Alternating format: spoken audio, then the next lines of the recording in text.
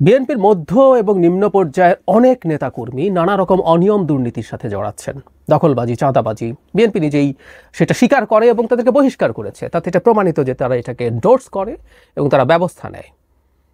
নানা রকম উল্টোপাল্টা মন্তব্যের কথাও আমরা জানি, কিন্তু যখন বিএনপির সর্বোচ্চ পর্যায় থেকে এমন সব মন্তব্য করা হয় যেগুলো আসলে অন্তত 5 আগস্ট পরবর্তী সময়ে আমাদের রাজনীতির যে পেরিমিটার আমরা ঠিক করব, আমাদের লিবারেল ডেমোক্রেসি, তার বাইরে চলে যায়, বিএনপির উচিত এই ব্যাপারগুলোতে সতর্ক থাকা।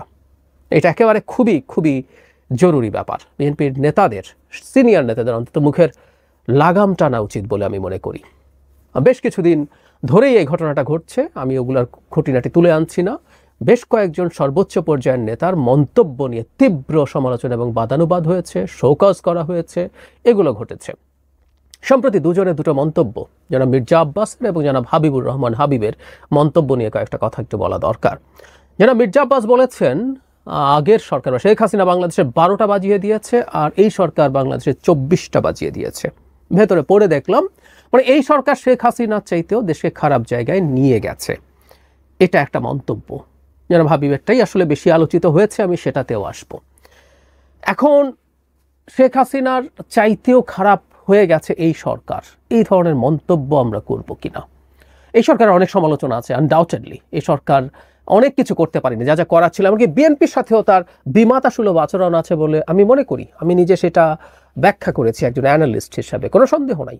কিন্তু এই জায়গায়ও বিএনপির সর্বোচ্চ পর্যায়ের একজন নেতা এই সরকারকে আওয়ামী লীগের চাইতে খারাপ এই পর্যায়ে নিয়ে যেতে পারেন কিনা, নেওয়া উচিত কিনা, সেটা নিয়ে প্রশ্ন হওয়া দরকার আছে। জনাব আব্বাস আগেও আমি যতদূর মনে করতে পারি একই ধরনের মন্তব্য করেছেন। আমরা একটা কথা খেয়াল রাখবো, এই সরকারকে বিএনপিও কিন্তু স্টিল অন করে। বিএনপি এই সরকারকে এখনো ডিনাউন্স করেনি যে আমরা এই সরকারের সাথে নেই। তাই যদি হয়, এই সরকারের সমালোচনার ধরনটাও এমন হতে হবে যেটা এই সরকারকে শুদ্ধ করা, ঠিক করার জন্য। এটা এমন কিছু হয়ে যাওয়া উচিত না যেটা বিরোধীরা হাতে অস্ত্র তুলে দেয়। বাংলাদেশে শেখ হাসিনার সঙ্গে গুরুত্বপূর্ণ ভূমিকা পালন করা কিছু অ্যাক্টিভিস্ট আছেন, 5 আগস্টের পর থেকেই এমন সব সমালোচনা এমন ঢঙে, এমন টোনে করছে যেটা আসলে আওয়ামী লীগের হাতে অস্ত্র তুলে দেয়।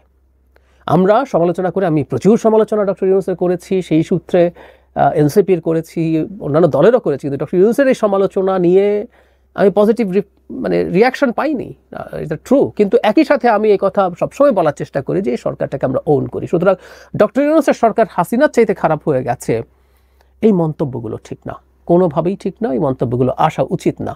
এই সরকার শেষ পর্যন্ত সব ব্যর্থতার পর এখনো ইলেকশনের পথে আছে এবং ইলেকশনটা করে দিয়ে তারা যদি যেতে পারেন, উইল বি ফাইন। এই সময় পর্যন্ত এই সরকারের পাশে থাকা উচিত, যতদিন না অন্তত সরকার ইলেকশনকে পিছিয়ে দিতে চায় বা বাতিল করে দিতে চায়, ঝুলিয়ে দিতে চায়, এই রকম কোনো কিছু যদি সামনে না আসে। এই ধরনের মন্তব্য খুবই সিরিয়াসলি পরিত্যাজ্য বলে আমি মনে করি। যেমন হাবিব ভাইয়ের সাথে দীর্ঘদিন টকশো করি, অত্যন্ত সজ্জন মানুষ, এবং হাবিব ভাইয়ের ব্যাকগ্রাউন্ডও আমরা অনেকে জানি নিশ্চয়ই। 90-এর যে অভ্যুত্থান হয়েছিল তাতে ছাত্রদের যে জোট শেষ পর্যন্ত হয়, তাতে অত্যন্ত গুরুত্বপূর্ণ ভূমিকা তিনি পালন করেন। তিনি ছাত্র লীগের পক্ষ থেকে তখন ছিলেন সভাপতি বা সাধারণ সম্পাদক, আমি ভুল নিশ্চিত নই, দুটোর একটা ছিলেন তিনি। তারপর তিনি বিএনপির রাজনীতিতে আসেন এবং গণতন্ত্রের জন্য লড়াই করা মানুষ, এটা ফর শিওর।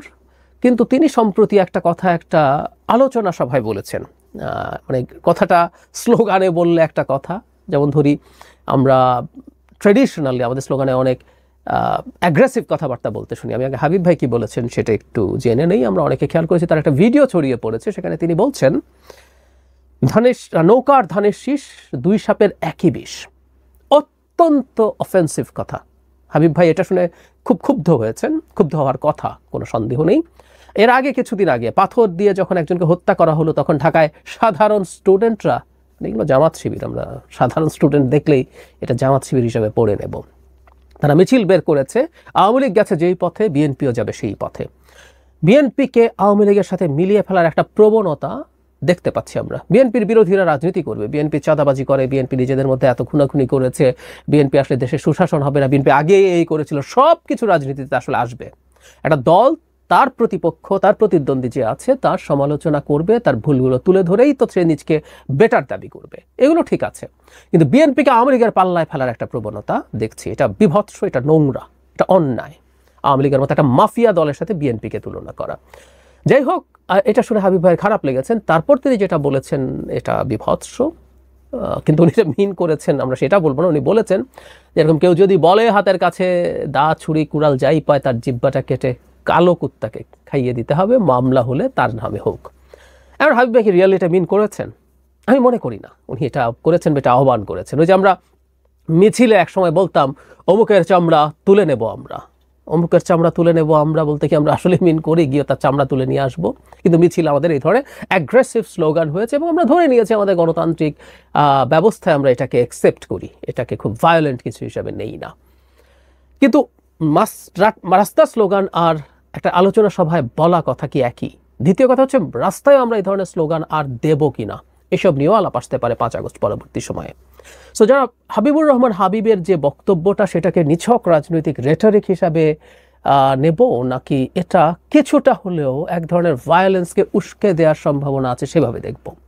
ধরে নিলাম এই স্লোগান দেওয়ার পর জিব্বা কেটে কুকুরকে খাওয়ালো না, কিন্তু এই সম্ভাবনা তো আছে যে এটা দিয়ে উত্তেজিত হয়ে বিএনপি নেতাকর্মীরা তাদের সামনে যদি এই ধরনের স্লোগান আবার কেউ দেয়, তার উপরে ভায়োলেন্ট হয়ে ওঠা সম্ভাবনা আছে। ইনফ্যাক্ট এটা খুবই উস্কে দেওয়ার মতো স্লোগান। কিন্তু আমরা প্রায় একটা কথা বলি, উস্কানি থাকলেও, ভার্বাল উস্কানি থাকলেও কেউ কোনোদিন কাউকে ফিজিক্যালি অ্যাটাক করতে পারে না, ফুল স্টপ। এটা নিয়ে আমরা আসলে কোনো রকম কোনো আলোচনাই করতে চাই না যে আমাকে নিয়ে এত খারাপ কথা বলেছে দলকে নিয়ে, তাই আমি মাথা ঠিক রাখতে পারি নাই তাই এটা করে ফেলেছি, না, এটা করা যাবে না।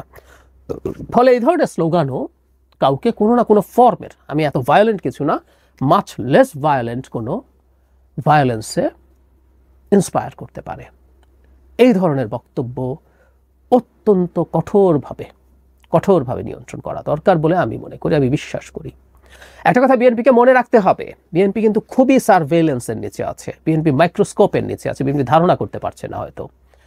দেশের ভেতরে তার প্রতিদ্বন্দ্বীরা তার প্রতিটা খুঁটিনাটি তথ্য জনগণের সামনে যেমন তুলে ধরবে, তারা বহির্বিশ্বের কাছেও তুলে ধরবে। বিএনপি যখন ক্ষমতায় আসতে চায়, বিএনপি ক্ষমতায় আসবে একটা ফেয়ার ইলেকশন হলে, কোনো সন্দেহ নেই। কিন্তু সেই বিএনপি এসে কি করবে না করবে এই ধরনের একটা ন্যারেটিভ তারা তৈরি করতে চায়, সেটা তারা করছে। হাবিব ভাইয়ের এই বক্তব্যটা ছড়িয়ে দিয়ে প্রত্যেককে মোটামুটি একই ধরনের আলাপ তোলার চেষ্টা করছেন। ক্ষমতায় আসার আগে এই ধরনের কথা বলছেন, ক্ষমতায় গেলে তারা না জানে কি করেন। এটা বহির্বিশ্বেও যাচ্ছে। আমি জানি না বিএনপির সর্বোচ্চ পর্যায়ের নেতারাও এভাবে এগুলো দেখছেন কিনা।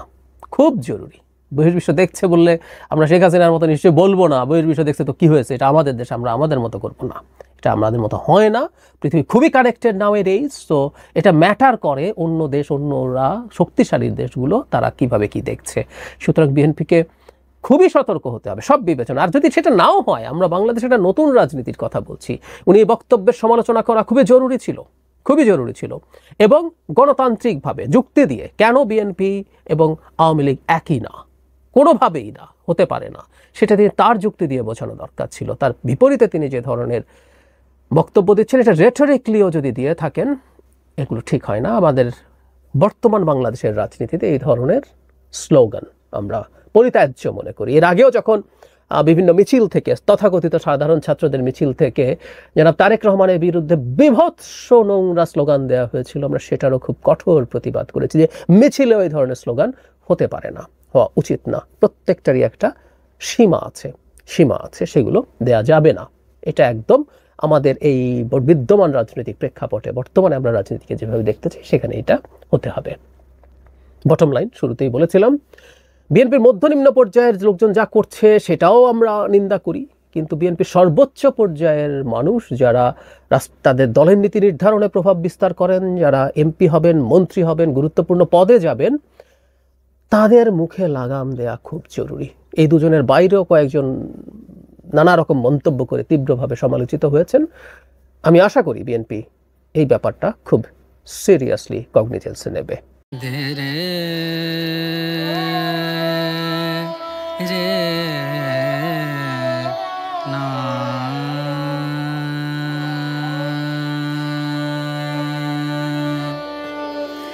রে